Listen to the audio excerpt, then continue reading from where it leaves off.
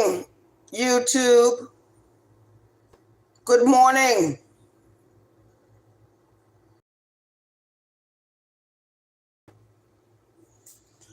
This is your home girl, Arabia Barbosa 914, Westchester County, New York, the BT 1000, coming to you with another informative video, a live video from my house. A shout out to the chat. Today is Monday. Everyone knows what happens on Monday. So we're going to do this video. And I know when the video first appeared, it appeared with this face, staring back at my audience. Shout out to the chat.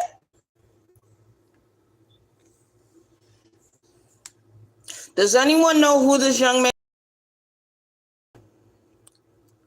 Does anyone know who this is? This is Dylann Roof. Dylann here is the church shooter of what happened down here in South Carolina, Charleston, South Carolina, downtown Charleston, South Carolina, right there on Calhoun Street. Emmanuel Mother Church. He went there. He murdered 9 people and shot countless others. And that piece of a shit racist says the reason why white people stay in our business is because they have to clean up our mess after we do some things. But as history has recorded, it is us who clean up after them. Look at this face. This face is a nightmare.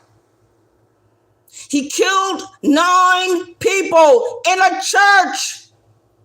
Helpless victims, unarmed. None of them had a gun. None of them had a knife. They only had Bibles and prayer hymns. But black people are the ones that are causing all the mess and all the confusion, right? What did those 9 people in the church was doing that evening? They were having Bible study. He had became a part of their church. He chose that church on purpose because one of the members there was getting ready to run for mayor of Charleston, South Carolina. He murdered that man,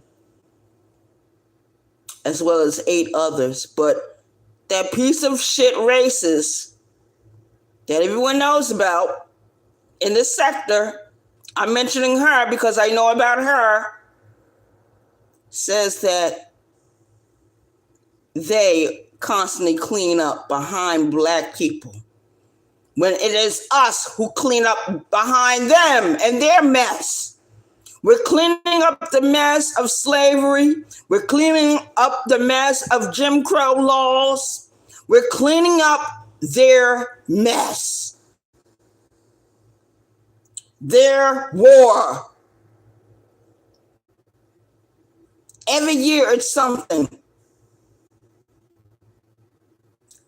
This is an example of cleaning up their mess. This man is now incarcerated, waiting on his sentence to be carried out. He was sentenced to not life in prison.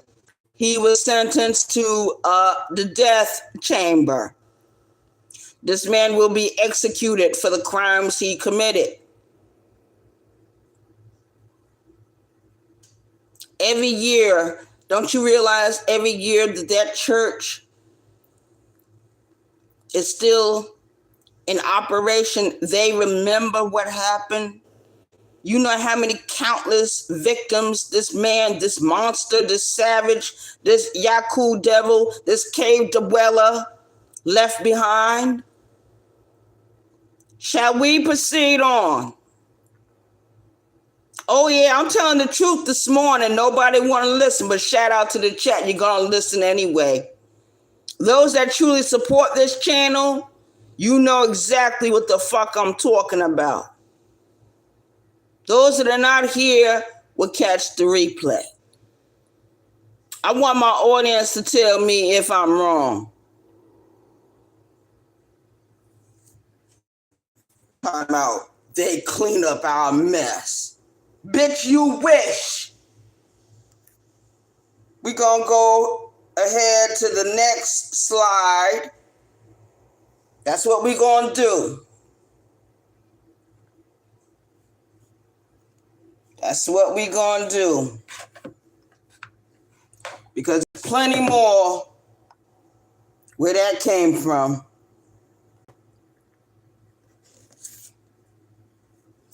Plenty more where that came from.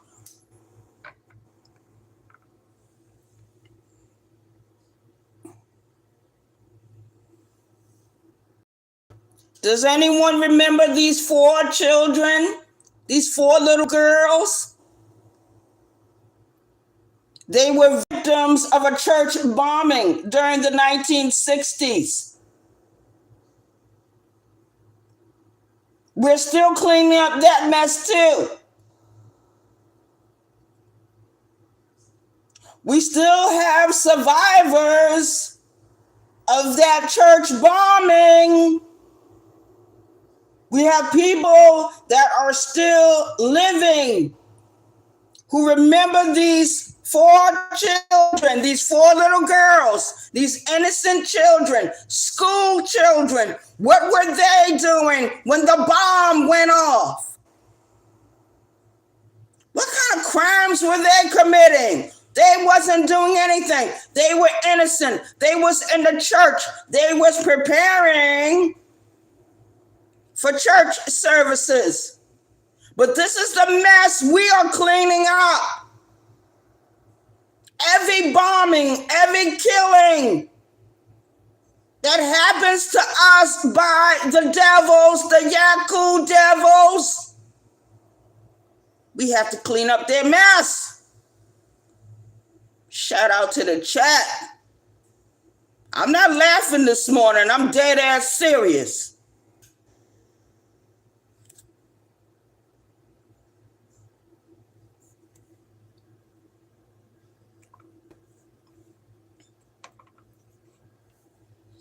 Let's go to the next slide.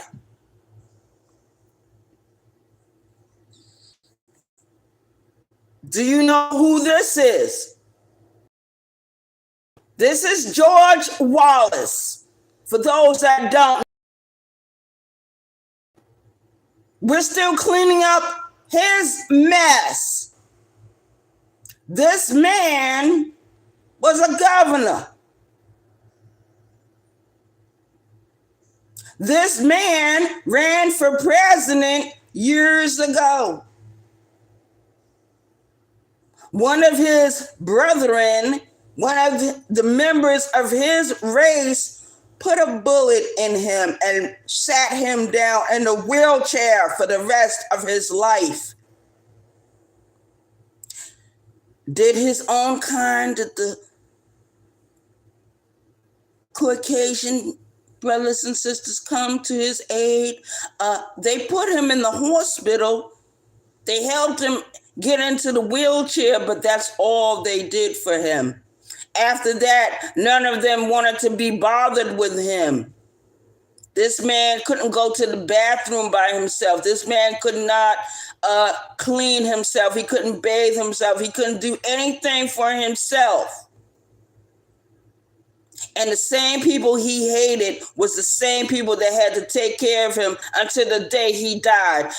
So I guess we're still cleaning up the mess that they do. This man was a segregationist. This man made a speech. Segregation today, segregation tomorrow, segregation yesterday, segregation forever. But yet,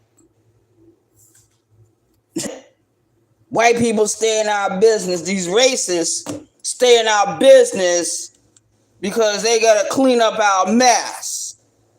But as far as I'm concerned, it's us cleaning up their mess. We have to clean up their mess every year. We've been doing it for years. We've been doing it for decades. We've been doing it for over 400 years in this country. In this country called America. So how dare any racist come at us and blame us for their own crimes against us? Shout out to the chat.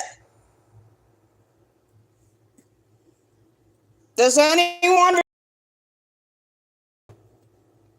This happened in 1963. This is the Children's March, where the children were protesting against the racial laws of this land, the Jim Crow laws, the unfair treatment, the segregation of the schools, the segregation of everything that was going on in this country. Yes, America was under apartheid.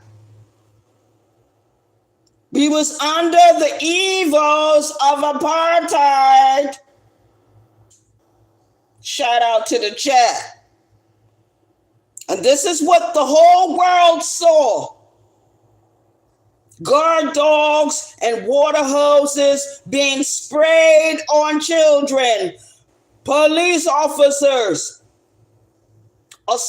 physically assaulting these children and putting them in jails, incarcerating these children in city and county jails across the South, but mostly Alabama. This happened in Alabama, and the whole world saw their evil. The whole world.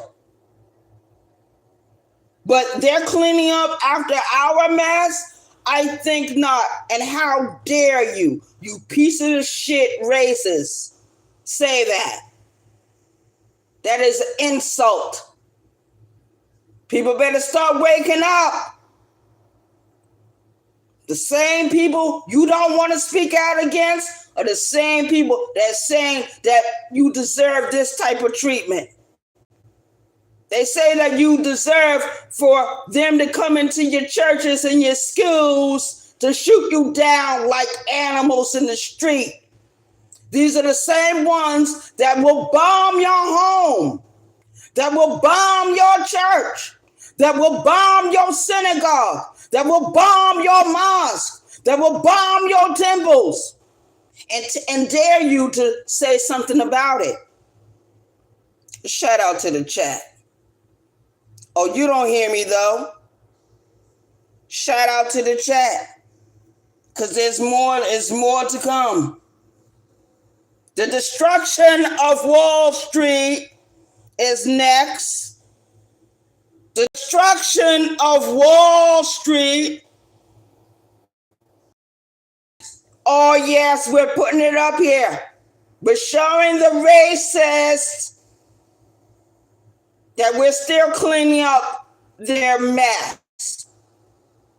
You know why they destroyed anything black people built in this country that was worth something? You know why they did it? Because they were insecure. They were jealous. They have nothing but hatred for us. Some of them, not all. But history has shown us over and over again that we are the ones that clean up their mess. We are the ones who are the victims. We are the ones who are living with the PTSD. We are the ones who had to march for the civil rights that should have been afforded to us during 1865 when the Civil War was won. And when don't get me started. the destruction of Wall Street, the destruction of Rosewood, the destruction of certain black communities that had their own banks, their own schools, their own businesses, their own farms, their own everything. And because of the insecure white neighbors, they came and destroyed. And we're still cleaning up their mess. We're still cleaning up what they did to Wall Street. We're still cleaning up what they did to Rosewood. Don't forget that they set bombs to certain communities that they couldn't necessarily burn down fast enough. Shout out to the chat. But you don't hear me though.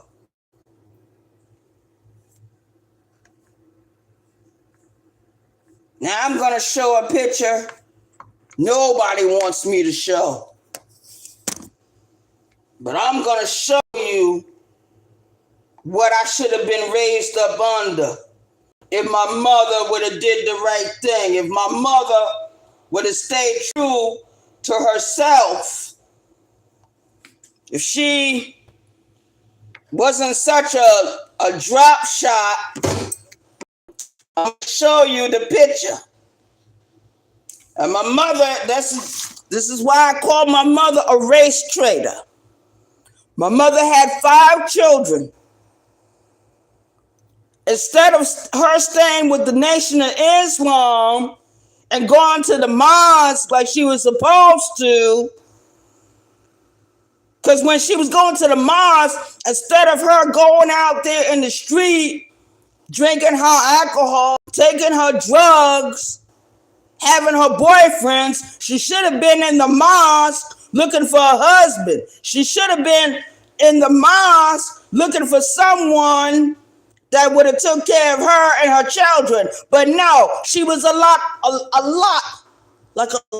black, prideful, full of pride. This woman came from the segregated South, and she betrayed her own children. She betrayed her own people. She became a race traitor. And don't none of her children did today. As we look deeper into history, as we look around ourselves, we look at our neighbors, we can't afford to allow coons and sambos around us. People ain't gonna like this, but shout out to the chat. It's gotta be told. Toss on that like button.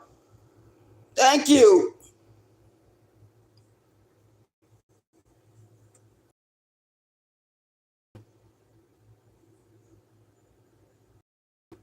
And I don't care what nobody say.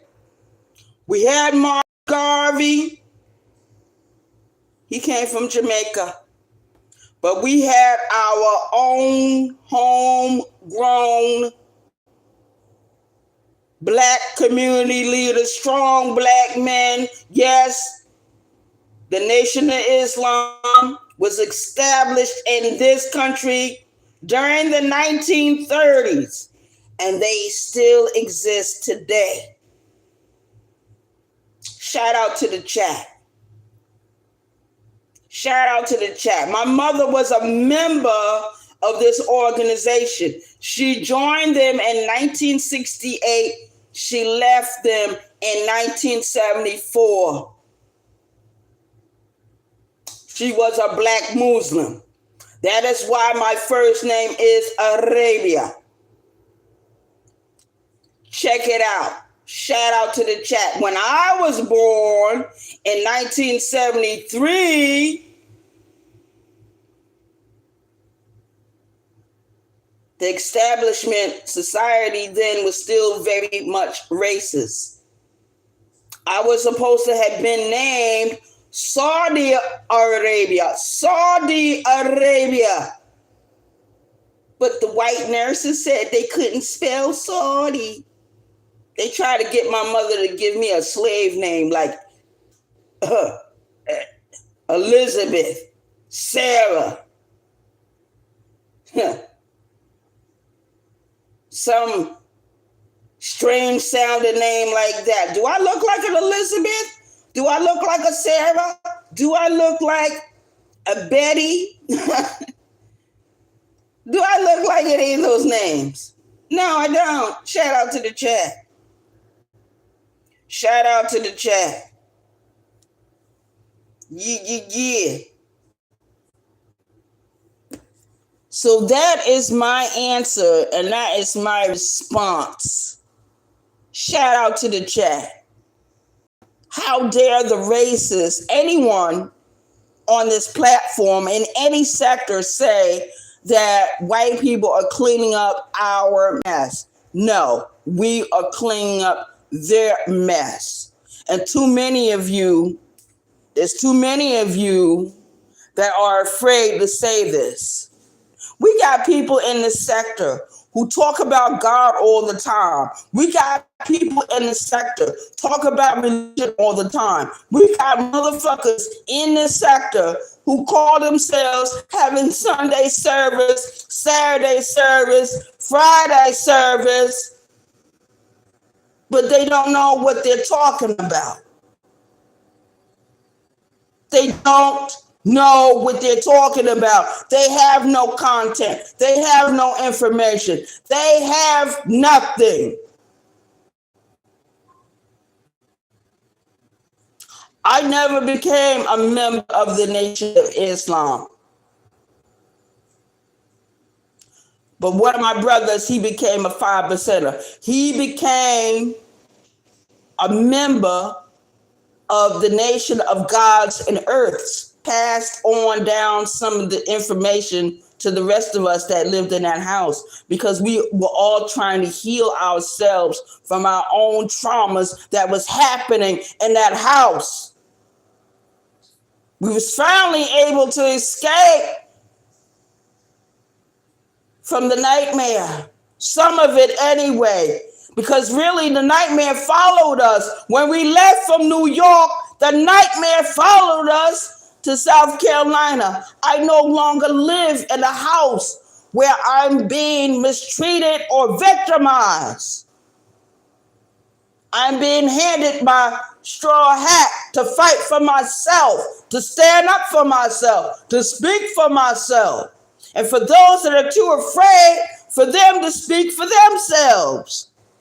If you can't speak up, I'll speak for you. But for how long?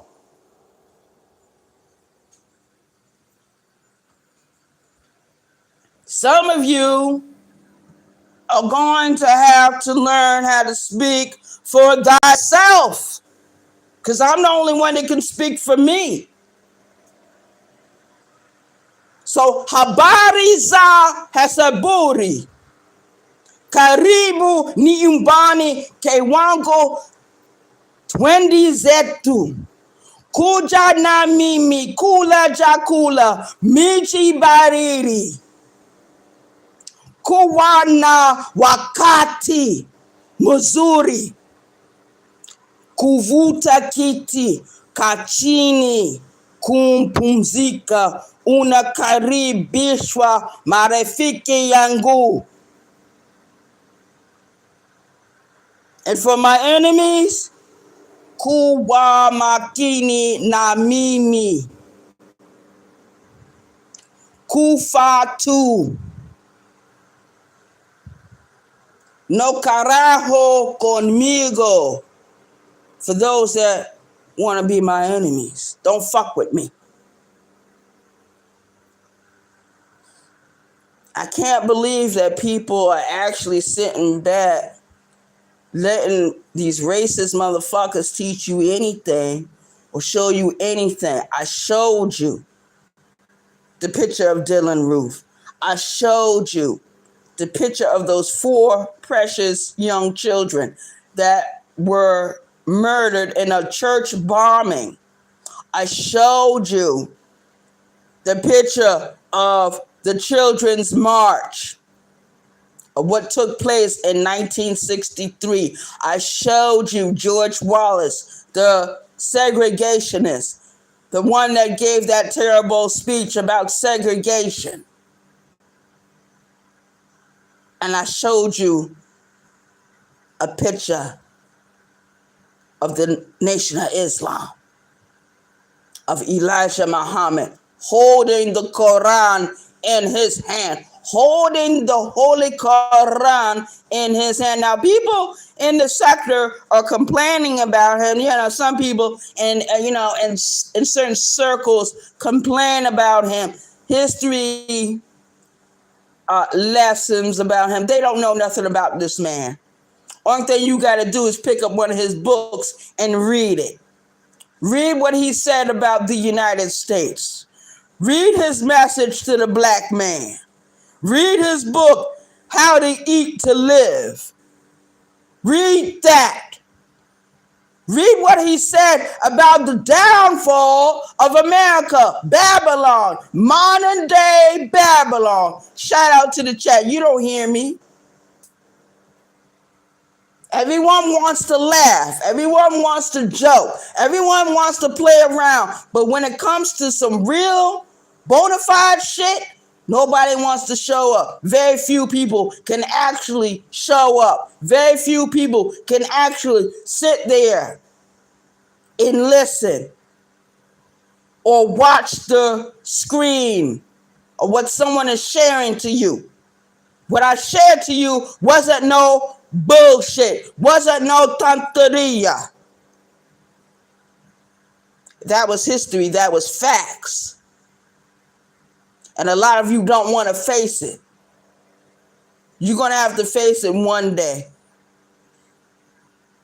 Someday soon. Because all of you are going to get the wake-up call.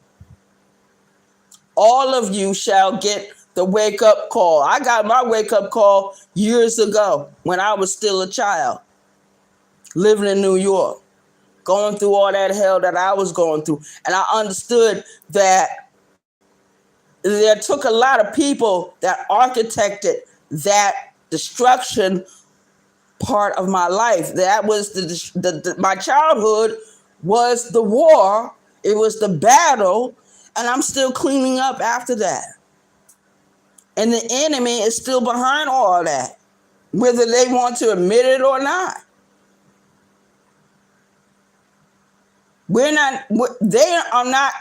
They are not cleaning up our mess. We are cleaning up their mess.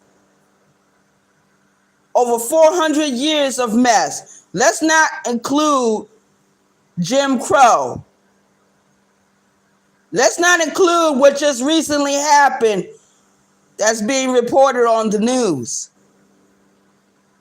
Black people in this country and every other race that exists in this country that want to live in peace, yes, we're going to be the ones to clean up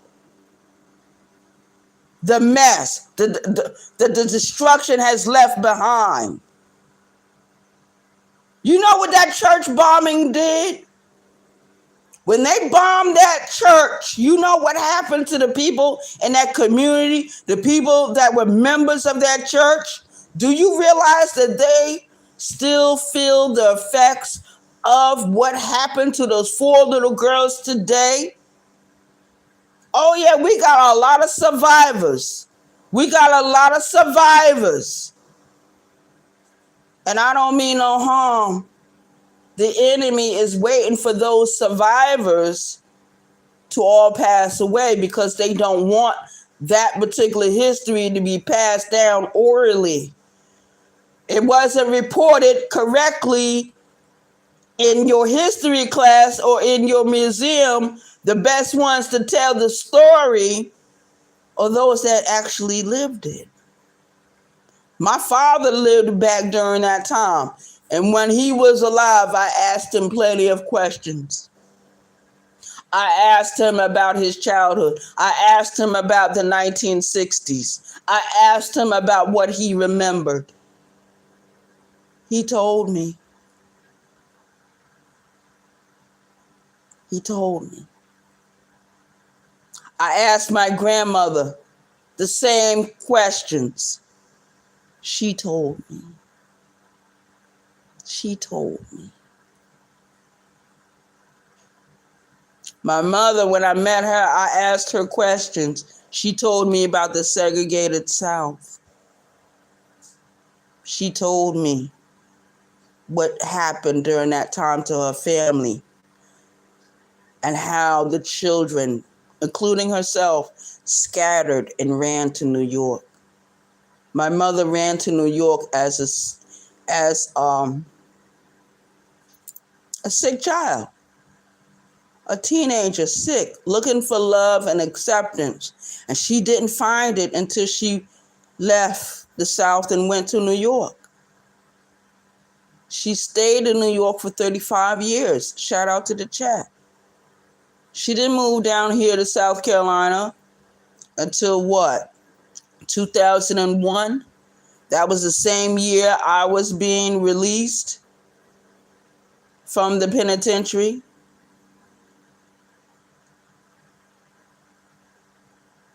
Same year. Her and her boyfriend was looking for a place. They were living in New York. They decided to move to South Carolina. They had originally wanted to move to Boston, Massachusetts, because that's where the Cape Verdean community is at. That's where a lot of the Cape Verdean relatives live at. So shout out to the chat. I'm a native New Yorker with Cape Verdean blood running through my veins. And a lot of people don't like that.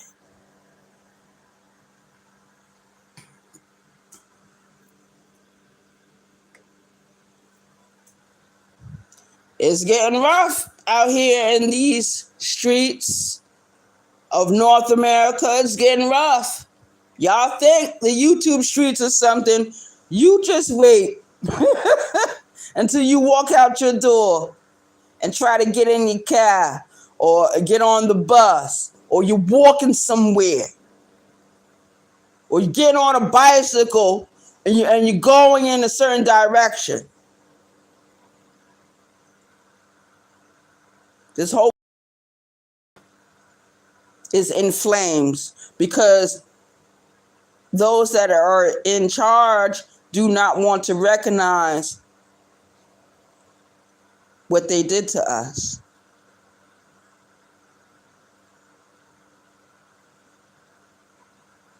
And they think that because we would like to have our reparations that we are begging for something. No, we're not begging for something. We're begging for something that our ancestors should have been given. They were never given anything but pain, suffering, death. That's what they were given. During the times of the 1980s and the 1970s, a lot of Black children were lobotomized while they were in the group homes in certain parts of New York. You know why they lobotomized those young women? Or why they sterilized them? Because they laughed too loud or they talked too much. They sterilized Fannie Lou Hamer. So that was a program that this country actually enforced for many years. Shout out to the chat. And we're cleaning up all that mess. So I don't see where they're cleaning up any of our mess. Unless they're talking about the 1968 riots or the Rodney King riots. No, that's still their mess. Take ownership of the evil that you do. Shout out to the chat. I'm ending this video, but I'm not ending my opinion. And I'm not going to shut the fuck up. So shout out to the chat. We out of here.